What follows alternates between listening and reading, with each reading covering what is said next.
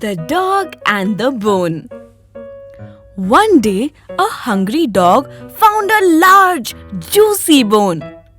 Delighted with his find, he clamped the bone tightly in his jaws and ran off to a quiet spot to enjoy it. On his way, he came to a small bridge over a stream.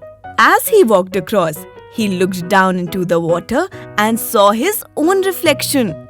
But the dog thought it was another dog, holding an even bigger bone. Greedy for the larger bone, the dog barked loudly to scare the other dog away.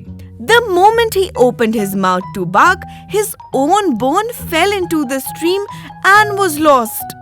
Now the dog had nothing. He walked away sadly, realizing his greed had cost him his precious bone.